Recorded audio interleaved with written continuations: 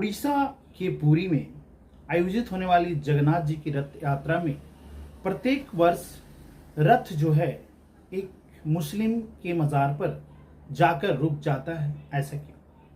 जी हाँ, बालगंड पुरी उड़ीसा ग्रैंड टैंक रोड यह एक ऐसा स्थान है जहां भगवान जगन्नाथ जी का रथ प्रत्येक वर्ष रथ यात्रा के दरमियान जाकर वहां रुकता है।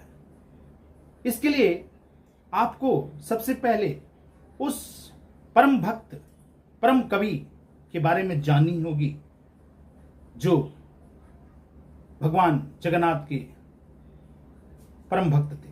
उनका नाम साल बेग था। साल बेग एक मुस्लिम थे। उनके पिता का नाम लाल बेग था और उनकी माता का नाम ललिता था। ललिता एक ब्राह्मण विधवा स्त्री थी। साल बेग का जन्म ऐसा माना जाता है या इतिहास में लिखा गया है कि साल बेग का जन्म 1607 से 1608 ईस्वी के बीच हुई थी। साल बेग के पिताजी जो थे वो मुगल काल में मुगल के सूबेदार के पद पर विराजमान थे। जब वह युद्ध करने एक दिन साल बेग के पिताजी लाल बेग जा रहे थे तो रास्ते में उन्होंने एक खूबसूरत कन्या को देखा। वह स्नान कर रही थी और उनकी मुलाकात उससे हुई जिसका नाम ललिता था। वह एक ब्राह्मण विधवा कन्या थी।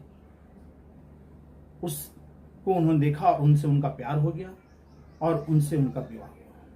विवाह के पश्चात एक पुत्र की प्राप्ति हुई जिस पुत्र का नाम सालवेग था। सालवेग उनका एक लौता पुत्र था। पुत्र जब युवावस्था में आया तो वह मुगल सेना में भर्ती हो गया। मुगल सेना में कार्य करने लगा। एक समय युद्ध के दरमियान अचानक उसे बहुत जोड़ों की चोट लग गई। वह चोट उसकी सर के ऊपर लगी। वो इतनी जोर से घायल हो गया। वो घायल अवस्था में उसको लाया गया। तत्पश्चात उसके सर पर एक बहुत ही बड़ा जख्म हो गया। यह जख्म ऐसा नासूर जख्म था जो छूटता ही नहीं था। विभिन्न तरह के मौलवी, हकीमों, वैद्यों और डॉक्टर्स के पास दिखाने के बाद भी ठीक नहीं हुआ। अंत में वे सभी उनके परिवार के लोग थक हार गए। साल बेग की नौकरी भी मुगल की सेना से छूट गई।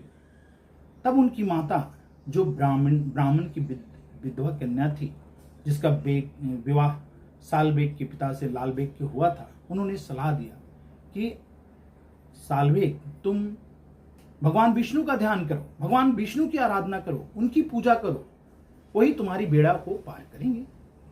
तब साल बेग भगवान विष्णु की आराधना करने लगे। विष्णु की आराधना करते करते एक समय की बात है, वो रात्रि में अपने घर में सोए हुए थे। अचानक उनको सपना आया कि सपने में भगवान विष्णु आए और उनके माथे के घाव को छुआ और घाव पूरी तरह से ठीक हो गया।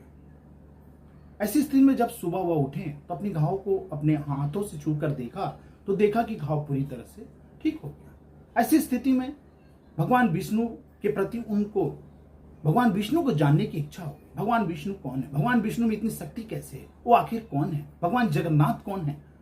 अतः वह एक दिन वह जो मुख्य मंदिर जगन्नाथ जी का है वहां गए तो उन्हें प्रवेश उस मंदिर में नहीं करने दिया गया क्योंकि उसमें एक सनातनी ही प्रवेश कर सकता है।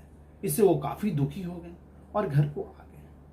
तत्पश्चात उन्होंने डिसाइड किया, उन्होंने सोचा कि मैं एक काम करता हूं, मैं वृंदावन चल जाता हूं, जहां भगवान का ही सब कुछ है वहीं पर मैं चले जाता हूं। उन्होंने पैदल अपनी यात्रा वृंदावन को कर दी। वृंदावन पैदल कर पहुंचते पहुंचते वह चले गए।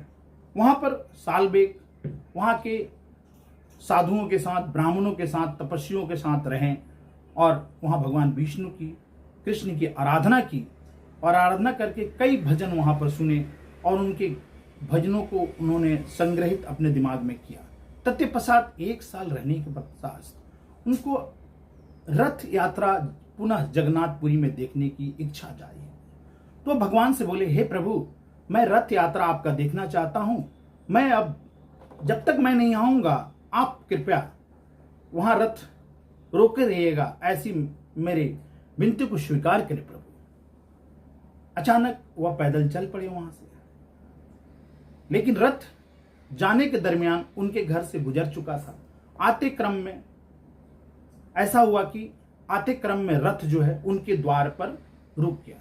उस समय भी साल्वेग अपने घर तक नहीं पहुंचे थे। साल्वेग जब घर पर पहुंचे तो देख रहे हैं भगवान जगन्नाथ का दिव्य रथ वहीं पर विराजमान है और उनकी प्रतीक्षा कर रहे। भगवान का रथ जो लोग लेके जा रहे थे, कोशिश कर रहे थे, रथ उस जगह से डगमगा नहीं रहा था, हिल डोल नहीं रहा था, क्योंकि वह साल्वेग, वो परम भक्त, वो महान भक्त की प्रतीक्षा कर रहे थे।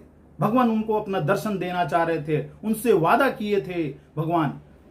इस प्रकार जब साल्वेग आए, भगवान का दर्शन किया, उन्होंने साथ हिंदू रीति रिवाज के अनुसार दंडवत किया और प्रणाम किया, तब वो रथ वहां से आगे बढ़ा। और इस प्रकार उनकी आस्था भगवान विष्णु में बहुत अधिक जाग गई, इतनी जाग गई कि उड़ीसा में यदि किसी महान भक्त और महान कवि के बारे में पूछा जाए तो साल्वेग से बड़ा कोई महान भक्त और महान कवि नहीं है। उन्होंने अनेक प्रकार के उनके दिव्य भजन, सुंदर सुंदर मधुर भजन और भगवान जगन्नाथ की जीवनी पर काव्य लिखी है। ऐसी ऐसी भजन, ऐसी ऐसी काव्य लिखी हैं कि यदि आप उड़िया में पढ़ेंगे तो आप मन मुग्ध आपका हो जाएगा। उन्होंने एक प्रसिद्ध भजन लिखा जिसका नाम अले नीला सैला। नमस्कार।